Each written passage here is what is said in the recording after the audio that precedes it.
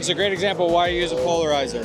I'm sitting here on the restart. I just like this angle. The lighting is super horrible. It's extremely backlit, but as you can see, the polarizer takes a lot of that shine off the racetrack. So it's at least a usable shot. So that's why you use a polarizer, kids. I got asked how I handle the manual focus stuff. So I'll know my shot plan, right? Like, I know I want to catch the car around this 200-meter mark, and I want to get them all the way to the corner. So I'll sort of get an idea of how long that focus throw is first. Point the camera a little inside and try to catch the car sort of as it goes by that 200-meter mark. You just have to remember that when I get to this mark, I have to start racking for the corner. Right out.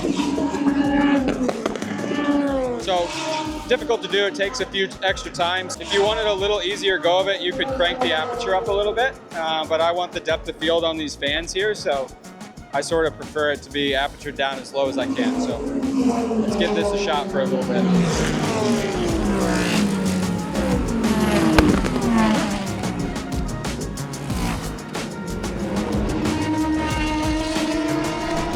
If you could take a brief moment and like this video, that would be very helpful. Thank you. All right, loads of questions about how to get more stable shots. So while I do use a tripod most of the time, here's how I sort of handle that stuff. So I got my hand as far out on the lens as I can. I always keep my right hand right on the sort of grip. I find that helps me a lot. And then I also keep it quite tucked into my chest. Something else I do is I turn my body where I'm gonna be pointed and then sort of coil back up so that my body doesn't really get in my way when I'm trying to sort of spin with the cars.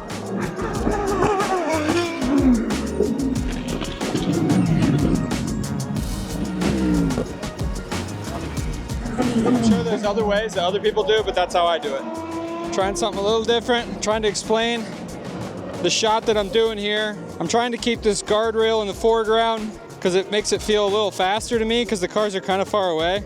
I'm shooting in 24 frames a second, focus sort of right in the middle, just so I can keep this guardrail in.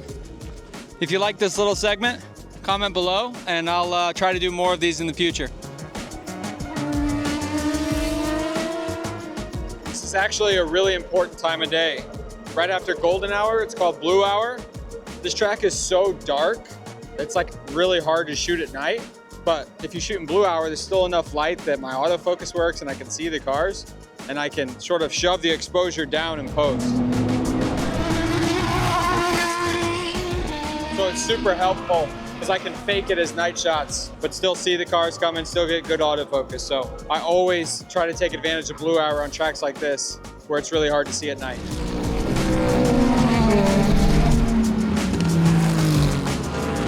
So I've got this camera placed right in between, where it's shooting basically right in between the gap of the fence. And it's just adding a lot of visual interest to the shot. So like the car is sort of placed right in between those. I don't want like all clean shots. Stuff like this is gonna help me break it up and it adds a lot of visual interest. I think it's just, I'm pretty wide. I'm at 100 mil. Freaking Valkyrie's so loud. I'm at about 100 mil. I just think it's kind of a cool perspective. It offers a lot of visual interest because it has the fence above and the block below. So I am having to go manual focus, but I mean that's really not. That's why you practice this stuff, you know. Okay, we are under safety car at the moment. I found this spot on the banking.